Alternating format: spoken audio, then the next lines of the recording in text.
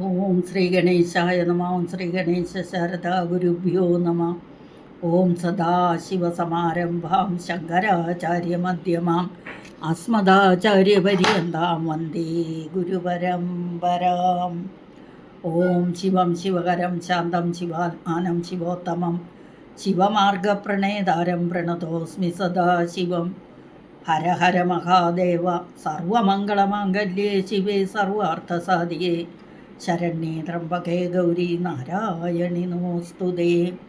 ഓം ശ്രീ മഹാദേവ്യൈ നമ. ഓം ശ്രീ മഹാത്രിപുരസുന്ദര്യൈ നമ.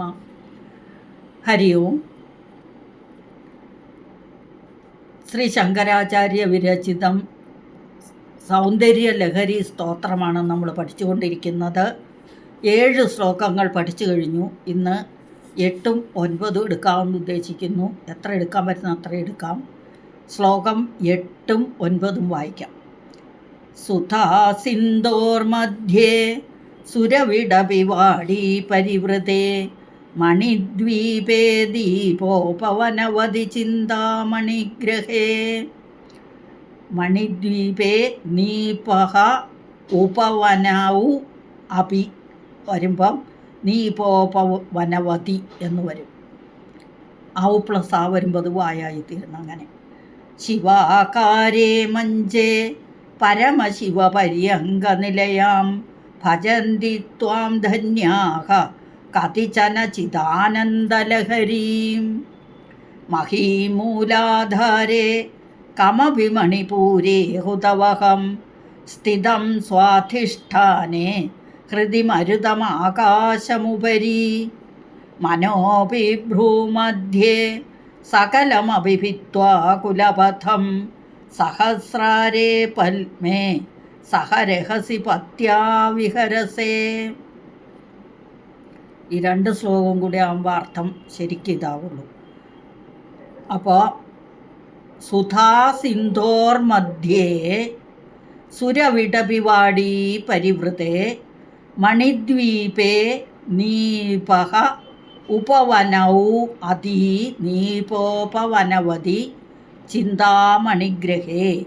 ശിവാകാരേ മഞ്ചേ പരമശിവപര്യങ്കനിലയാം ഭജന്തി ത്വാം ധന്യാഹ കതിചന ചിദാനന്ദലഹരീ. ആദ്യത്തെ 8ാമത്തെ ശ്ലോകം. സുധാ സിന്ധോർ മധ്യേ. സുധ എന്ന് പറഞ്ഞാൽ അമൃത്, സിന്ധു സമുദ്രം. സുധാ സിന്ധു അമൃത സമുദ്രം. മധ്യേ മധ്യത്തിൽ, നടുവിൽ. സുരവിടപിവാടി സുരന്മാർ ദേവന്മാർ. വിടപിവാടി എന്ന് പറഞ്ഞാൽ ഉദ്യാനം, തോട്ടം, പൂന്തോട്ടം, ആരാമം എന്നൊക്കെ അർത്ഥം.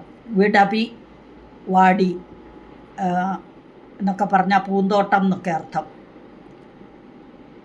അതായത് ദേവന്മാരുടെ പൂന്തോട്ടത്തിൽ കൽപ്പക വൃക്ഷമൊക്കെയുള്ള പൂന്തോട്ടമാണ്, വലിയ പൂന്തോട്ടം. അപ്പോൾ കൽപ്പക വൃക്ഷ ഉദ്യാനം എന്നൊക്കെ പറയാം. വാടി പരിവൃതേ. പരിവൃത എന്ന് പറഞ്ഞാൽ ചുറ്റപ്പെട്ടിരിക്കുന്നു. മണിദ്വീപേ. മണിദ്വീപം രത്നദ്വീപ്. നീപഹ ഉപവന എന്ന് പറഞ്ഞാൽ നീപം എന്ന് പറഞ്ഞാൽ കടമ്പ് വൃക്ഷത്തെയാണ് നീപം പറയുന്നത്.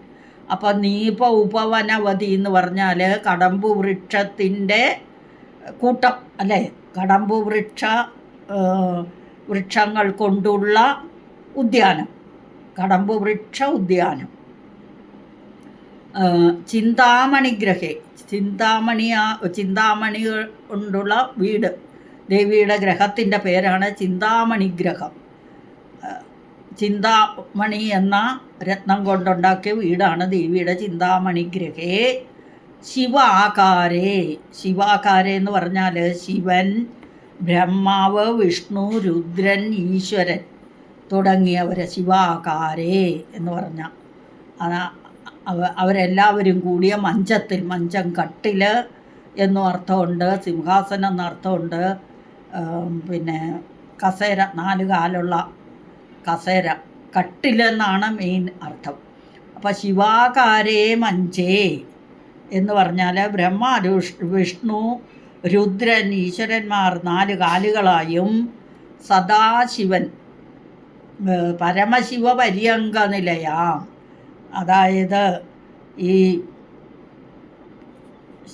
ശിവാകാരേ മഞ്ച് എന്ന് പറയുമ്പം സദാശിവൻ പലകയും ആയിട്ടുള്ള മഞ്ചത്തിൽ ബ്രഹ്മാവ്, വിഷ്ണു, രുദ്രൻ, ഈശ്വരന്മാർ 4 കാലുകളായും നടുക്കത്തെ പലക സദാശിവനായും. അപ്പം സദാശിവൻ പലകയുമായിട്ടുള്ള മഞ്ചത്തിൽ പരമശിവപര്യങ്ക നിലയാം, പരമശിവൻ ആകുന്ന, പര്യങ്കം എന്ന് പറഞ്ഞാൽ മെത്തയെന്നും അർത്ഥമുണ്ട്, അംഗം എന്ന് പറഞ്ഞാൽ അവയവം, അതായത് ഭഗവാന്റെ മടിയിലിരിക്കുന്ന, അങ്ങനെയും എടുക്കാം. ഇവിടെ മെത്തയാണ്. പരമശിവനാകുന്ന മെത്തയിൽ സ്ഥിതി ചെയ്യുന്നവളുമായ ത്വാം ധന്യാഹ, ധന്യന്മാരായ കതിചന ചിദാനന്ദലഹരീം ത്വാം, ധന്യാഹ കതിചന ചിദാനന്ദലഹരീം ത്വാം ഭജന്തി എന്നെടുക്കണം. അപ്പം എങ്ങനെയുള്ള ദേവിയാണ് ഭജിക്കുന്നത്? ചില പുണ്യവാന്മാർ അല്ലെങ്കിൽ ചില സുഹൃതികൾ ജ്ഞാനാനന്ദ പ്രവാഹ രൂപിണിയായ നിന്തിരുവടിയെ ഭജിക്കുന്നു എന്ന് പറയുന്നു. അപ്പം സുധാസിന്ധു മധ്യത്തിൽ ദേവന്മാരുടെ കൽപ്പവൃക്ഷ ഉദ്യാനത്തിൽ മണിദ്വീപം, എന്താ അതിന് പറയുക,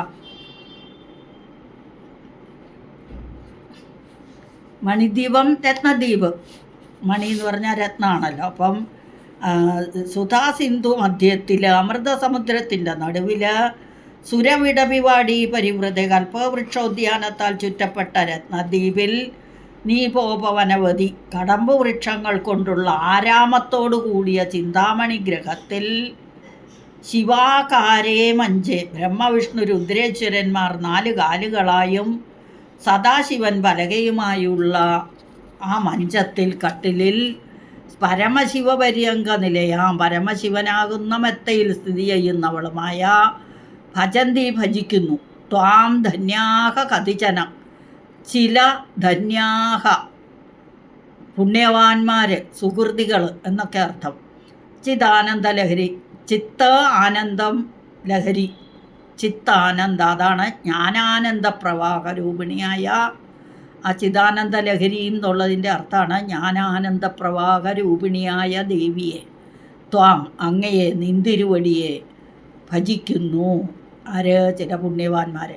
അപ്പോൾ അതെങ്ങനെയാണ് പറയുക? അല്ലയോ മഹാദേവി, അമൃതസമുദ്രത്തിൻ്റെ നടുവിൽ കൽപ്പവൃക്ഷോദ്യാനത്താൽ ചുറ്റപ്പെട്ട രത്നദ്വീപിൽ കടമ്പു വൃക്ഷങ്ങൾ കൊണ്ടുള്ള ആരാമത്തോടു കൂടിയ ചിന്താമണി ഗ്രഹത്തിൽ ബ്രഹ്മവിഷ്ണു രുദ്രേശ്വരന്മാർ ആഗ്നേയാദി 4 കോണുകളിൽ, ആ കോണുകളുടെ പേര് അഗ്നികോണുകൾ, ആ അഗ്നി ഉള്ള 4 കോണുകളിൽ മുകളിലും താഴെയും സ്തംഭരൂപമായും മധ്യേ പുരുഷരൂപമായും 4 കാലുകളായിരിക്കുന്നതും ഉപരിഭാഗത്തിൽ സദാശിവൻ പലകയായിരിക്കുന്നതുമായ മഞ്ചത്തിൽ, കട്ടിലിൽ അല്ലെങ്കിൽ ഇരിപ്പിടത്തിൽ പരമശിവനാകുന്ന മെത്തയിൽ സ്ഥിതി ചെയ്യുന്ന ജ്ഞാനാനന്ദ പ്രവാഹ രൂപിണിയായ നിന്തിരുവടിയെ ചില പുണ്യവാന്മാർ ഭജിക്കുന്നു. വൈക്കത്ത് അമ്പലത്തിൽ വൈകുന്നേരം കുടുംബസമേതം തൊഴണം എന്നാണ് പറയുന്നത്. അപ്പം നിങ്ങൾ അവിടെ ഒരു കൂവളം നിൽപ്പുണ്ട് വടക്കു വശത്തെ കോണിൽ, വടക്കു പടിഞ്ഞാറേ മൂലയിൽ. അപ്പോൾ ആ കൂവളത്തിൻ്റെ മുകളിൽ വൈകുന്നേരം ഭഗവാൻ ദേവിയെ ഇടത്തെ തുടയിലിരുത്തി ഗണപതിയെയും സുബ്രഹ്മണ്യനെയും കൈപ്പിടിച്ച് 4 പേരും കൂടി കുടുംബസമേതം ഇരിക്കുന്നുണ്ടെന്നാണ് സങ്കല്പം. അപ്പോൾ ആ കൂവളത്തിൻ്റെ മുകളിലേക്ക് നോക്കി നമ്മൾ തൊഴുക. വൈകുന്നേരമാണ് പ്രധാനം അമ്പലത്തിൽ കുടുംബമായിട്ട് പോകാൻ. അപ്പം ആ നമ്മുടെ ഈ മൂലാധാരം മുതലുള്ള എന്താ പറയുക ചക്രങ്ങളെല്ലാം കൂടെ അടുത്ത ശ്ലോകത്തിൽ നല്ല വിവരിച്ച് പറയും. ഇപ്പം ഈ ശ്ലോകത്തിൽ സുധാസിന്ധു മധ്യത്തിൽ ദേവന്മാരുടെ കൽപ്പകവൃക്ഷവാടിയാകുന്ന ആ കൽപ്പകവൃക്ഷങ്ങളാൽ ചുറ്റപ്പെട്ട മണിദ്വീപത്തിൽ ദേവി കടമ്പ് വൃക്ഷങ്ങൾ ഉണ്ടാക്കിയ അല്ലെങ്കിൽ കടമ്പ് വൃക്ഷങ്ങളുടെ ആരാമത്തോടു കൂടിയ ചിന്താമണി ഗ്രഹത്തിൽ ബ്രഹ്മ, വിഷ്ണു, മഹേശ്വരൻ, രുദ്രൻ തുടങ്ങിയവരായ അവരാൽ ചുമക്കപ്പെടുന്ന മഞ്ചത്തിൽ നടുക്കത്തെ പലകയായി സദാശിവനും ഇരിക്കുന്നു. മഹാദേവൻ അല്ലെങ്കിൽ പരമശിവൻ മെത്തയായിട്ടുള്ള ആ മഞ്ചത്തിൽ ഇരിക്കുന്ന അങ്ങയെ അല്ലെങ്കിൽ നിന്തിരുവടിയെ ചില ധന്യവാന്മാർ പുണ്യവാന്മാർ അല്ലെങ്കിൽ സുഹൃതികൾ ചിത്ത ആനന്ദലഹരി നല്ല സന്തോഷിച്ചിരിക്കുന്നു, മഹാദേവൻ്റെ കൂടെ സന്തോഷിച്ചിരിക്കുന്ന ദേവിയെ ഭജിക്കുന്നു എന്നർത്ഥം. അപ്പോൾ എന്താ അർത്ഥം ഒന്നും കൂടി നോക്കാം. സുധാ സിന്ധോർ മധ്യേ സുരവിടവിവാടി പരിവൃതേ മണിദ്വീപേ നീപോപവനവധി ചിന്താമണിഗ്രഹേ ശിവാകാരേ മഞ്ചേ പരമശിവപര്യങ്കനിലയാം ഭജന്തി ത്വാം ധന്യാഹ കതിചന ചിദാനന്ദലഹരിയും. കതിചന എന്ന് പറഞ്ഞാൽ ചിലർ, ത്വാം എന്ന് പറഞ്ഞാൽ അങ്ങയെ, ഭജന്തി ഭജിക്കുന്നു, ധന്യാഹ പുണ്യവാന്മാർ.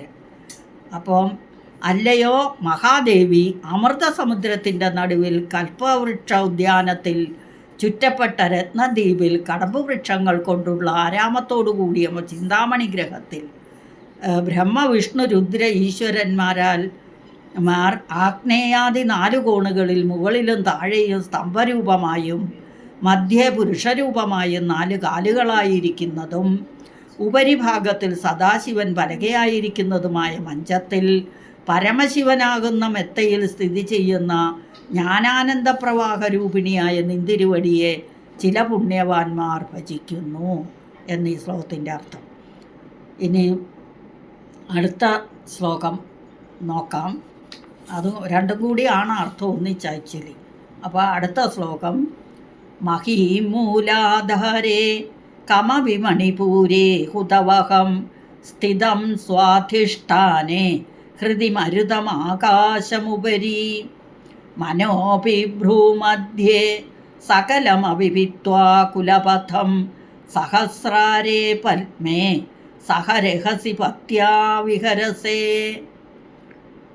മഹീമൂലാധാരേ കം അഭി മണിപൂരേ ഹുതവഹം സ്ഥിതം സ്വാധിഷ്ഠാനേ ഹൃദി മരുതം ആകാശം ഉപരി മനഃ അഭി ഭ്രൂമധ്യേ സകലം അഭിഭിത്വാ കുലപഥം സഹസ്രാരേ പത്മേ സഹരഹസി പത്യാ വിഹരസേ.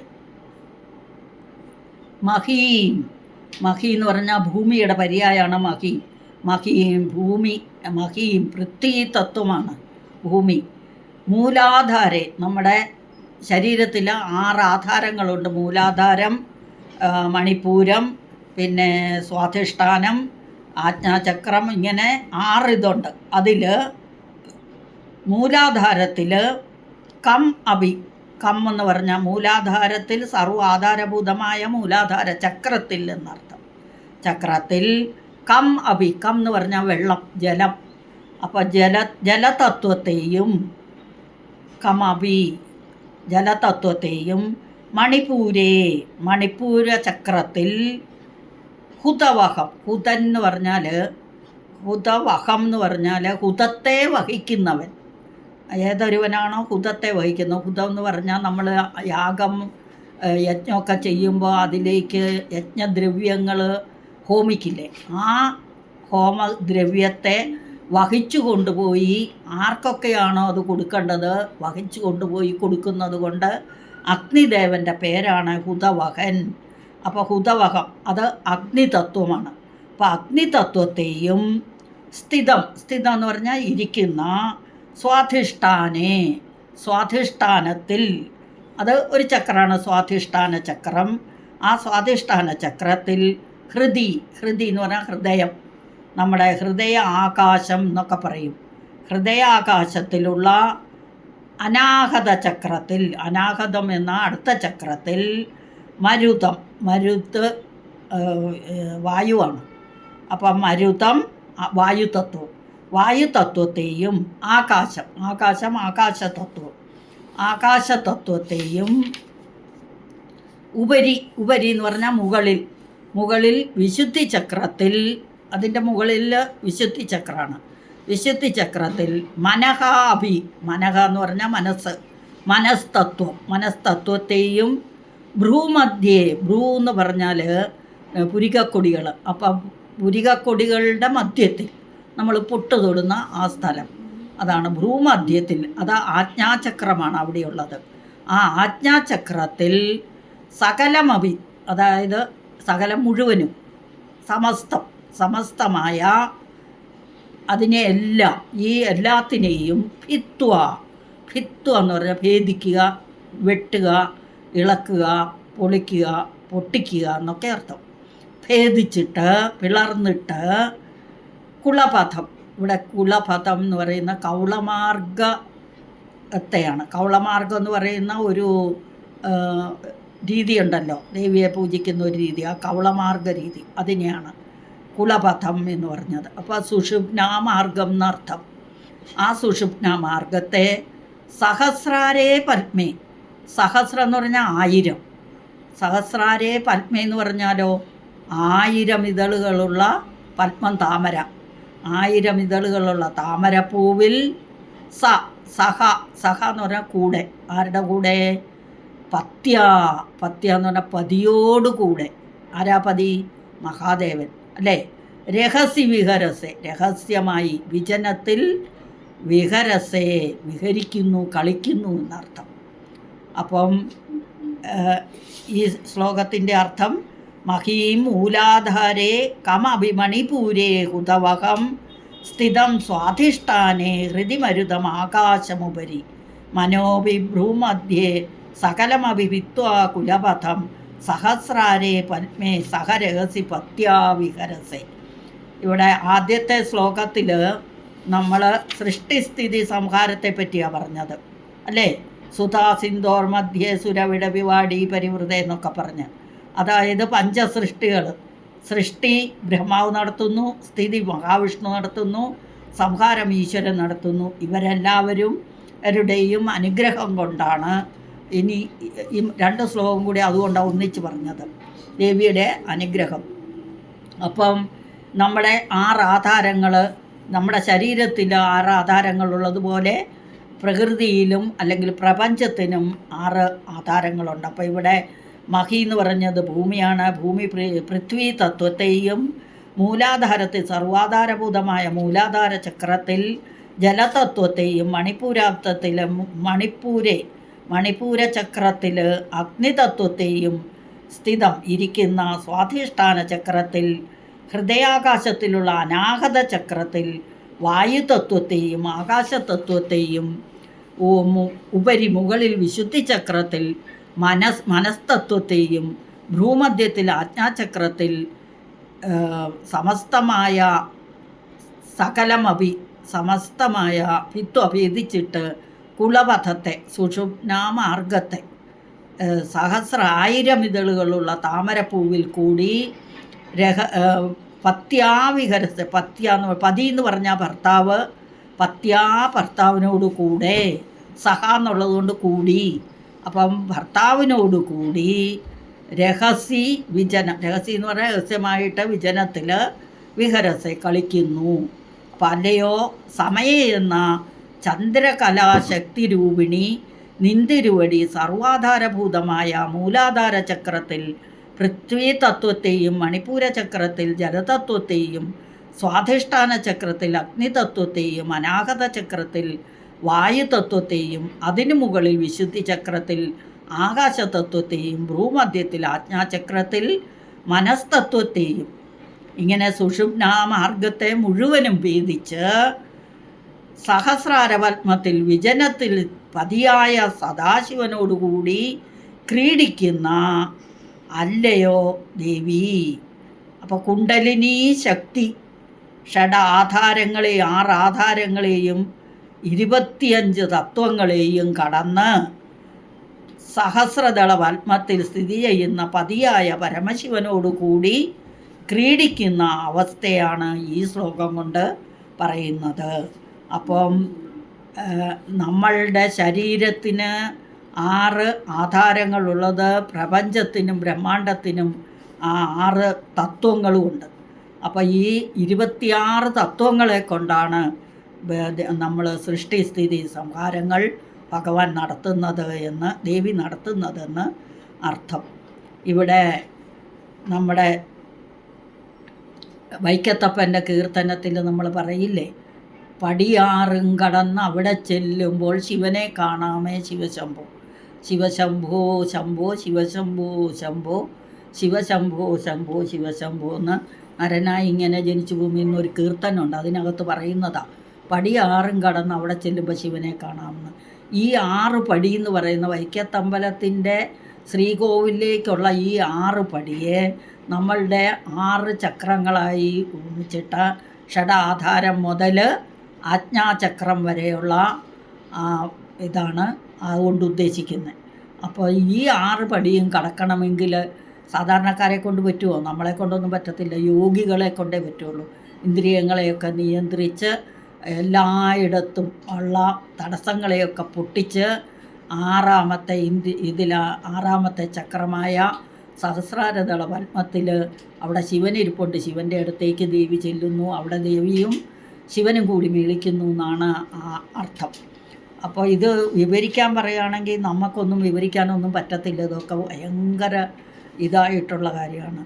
അപ്പോൾ നമ്മൾക്ക് ഇച്ചിരി എന്തെങ്കിലുമൊക്കെ മനസ്സിലാക്കാം, അത്രയേ ഉള്ളൂ. അപ്പോൾ ഇവിടെ കുണ്ടലിനി ശക്തി ഷഡാധാരങ്ങളെയും 25 തത്വങ്ങളെയും കടന്ന് സഹസ്രദള പത്മത്തിൽ ചെന്ന് പതിയായ പരമശിവനോടുകൂടി ക്രീഡിക്കുന്ന അവസ്ഥ, അതാണ് ഈ ശ്ലോകം കൊണ്ട് ഉദ്ദേശിച്ചത്. അപ്പോൾ ബ്രഹ്മാണ്ടവും ഈ കാണുന്ന പ്രപഞ്ചവും, ഈ നമ്മളുടെ ബ്രഹ്മാണ്ടം എന്ന് പറയുന്നത് പ്രപഞ്ചം തന്നെയാണ്. അതും പിണ്ടാണ്ഡവും, പിണ്ടാണ്ഡം എന്ന് പറഞ്ഞാൽ ശരീരം അല്ലേ, വെറും പിണ്ടമല്ലേ. ആ ഭഗവാന്റെ ശക്തി ചൈതന്യം നമ്മളിലില്ല എങ്കിൽ വെറും ശവമാണ് നമ്മൾ അല്ലേ. ഇതിൽ പറയുന്നില്ല, ശിവശക്തിയായുക്തോ യതി ഭവതി ശക്തപ്രഭവിതം നചേദേവം ദേവോ ന സ്കലിതു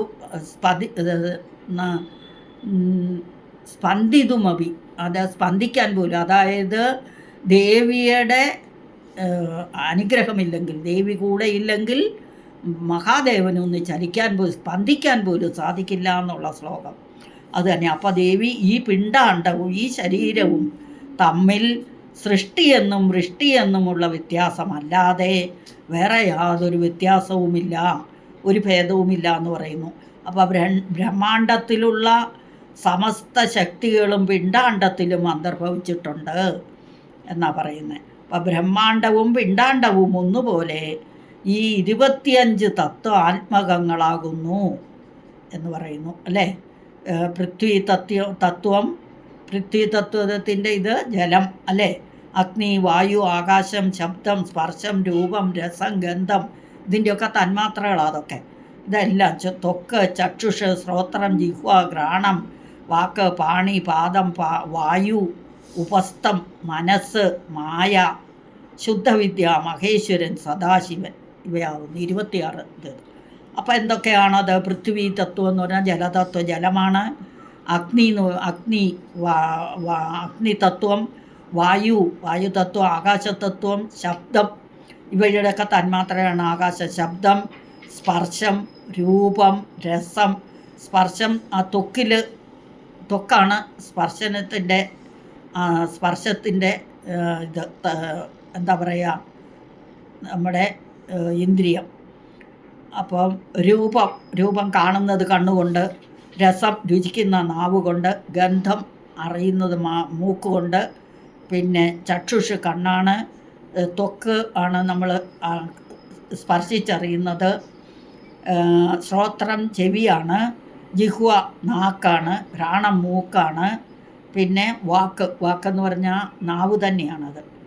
പാണി കൈകളാണ്, പാദം കാലുകളാണ്, വായു എന്ന് പറഞ്ഞാൽ വായു തന്നെ, പ്രാണൻ. ഉപസ്ഥം അത് നമ്മളുടെ എന്താണ് ഉൽപാദന ഇന്ദ്രിയം. പിന്നെ മനസ്സ്, ഇവയെല്ലാം കൂടി ഇതാണ്. അപ്പം മായ മഹേശ്വരനോട് ചേർന്ന് വൃഷ്ടിജീവനായും ശുദ്ധവിദ്യ സദാശിവനോട് ചേർന്ന് സദാഖ്യകലയായും തീരുന്നു. പിണ്ടാണ്ടത്തിൽ സ്ഥിതി ചെയ്യുന്ന ജീവൻ്റെ ശക്തിക്ക് കുണ്ടലിനി ശക്തിയെന്നും സമഷ്ടി ജീവനായ പരമശിവൻ്റെ ശക്തിക്ക് ത്രിപുരസുന്ദരി എന്നും പറയുന്നു. ബ്രഹ്മാണ്ടത്തിൽ നടക്കുന്ന സമസ്ത കാര്യങ്ങൾക്കും ത്രിപുരസുന്ദരി എപ്രകാരം ആശ്രയസ്ഥാനമായിരിക്കുന്നുവോ അതുപോലെ തന്നെ നമ്മുടെ ശരീരത്തിൽ നടക്കുന്ന സകല വ്യാപാരങ്ങൾക്കും കുണ്ടലിനി ആധാരഭൂതയായിരിക്കുന്നു എന്ന് അർത്ഥം. ഇത് കുറേ വിവരിക്കാൻ ഒത്തിരിയുണ്ട്, നമ്മൾ അത്രയൊന്നും വിവരിച്ചു പോകുന്നില്ല. അപ്പോൾ ഒന്നും കൂടി ആ ശ്ലോകം രണ്ടും വായിക്കാം, എന്നിട്ട് അർത്ഥം ഒന്നും കൂടി പറയാം.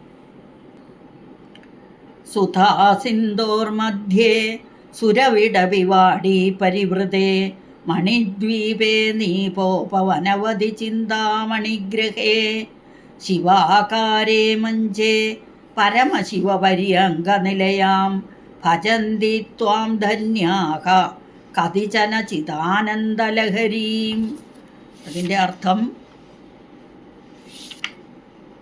സുധാസിന്ധോർ മധ്യ അമൃതസമുദ്രത്തിൻ്റെ നടുവിൽ കൽപ്പകവൃക്ഷോദ്യാനത്താൽ ചുറ്റപ്പെട്ട രത്നദ്വീപിൽ കടമ്പുവൃക്ഷങ്ങൾ കൊണ്ടുള്ള ആരാമത്തോടുകൂടിയ ചിന്താമണി ഗ്രഹത്തിൽ ബ്രഹ്മവിഷ്ണു രുദ്രേശ്വരന്മാരാകുന്ന 4 കാലുകളായും സദാശിവൻ വലകയുമായുള്ള മഞ്ചത്തിൽ പര്യങ്ക നിലയം, പര്യങ്കം എന്ന് പറഞ്ഞാൽ അംഗത്തിൽ സ്ഥിതി ചെയ്യുന്നതെന്നും ഉണ്ട്, പരമശിവനാകുന്ന മെത്തയിൽ സ്ഥിതി ചെയ്യുന്നവളായ പര്യങ്കം മെത്തയെന്നും അർത്ഥമുണ്ട്.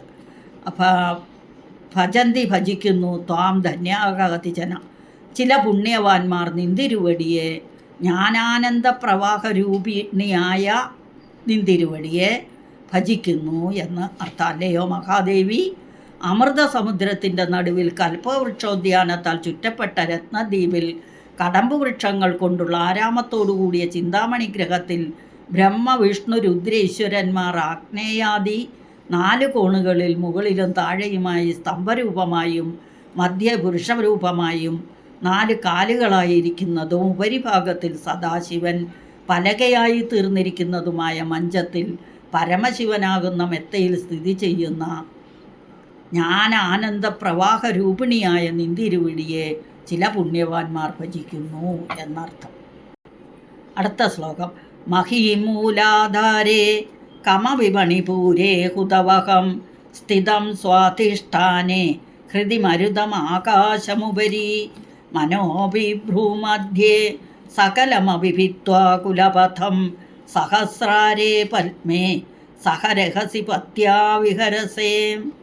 മഹീം പൃഥ്വിതത്വത്തെയും മൂലാധാരത്തെയും സർവ്വാധാരഭൂതമായ മൂലാധാര ചക്രത്തിൽ ജലതത്വത്തെയും മണിപ്പൂര ചക്രത്തിൽ അഗ്നിതത്വത്തെയും സ്ഥിതി ചെയ്യുന്ന എന്ന് പറഞ്ഞാൽ വഹിക്കുന്ന അഗ്നിതത്വത്തെയും പിന്നെ സ്വാധിഷ്ഠാന ചക്രത്തിൽ ഹൃദയാകാശത്തിലുള്ള അനാഗത ചക്രത്തിൽ വായുതത്വത്തെയും ആകാശതത്വത്തെയും വഹിക്കുന്ന ഉപരി അതിൻ്റെ മുകളിൽ വിശുദ്ധി ചക്രത്തിൽ മനസ്തത്വത്തെയും ആജ്ഞാചക്രത്തിൽ സമസ്തമായ ഇതിനെയെല്ലാം ഭേദിച്ചിട്ട് കുലപഥം സുഷുപ്ന മാർഗത്തെ സഹസ്രാര പത്മത്തിൽ 1000 ഇതളുകളുള്ള താമരപ്പൂവിൽ കൂടി വിജനത്തിൽ ഭർത്താവിനോടുകൂടി മേളിക്കുന്നു, കളിക്കുന്നു എന്നർത്ഥം.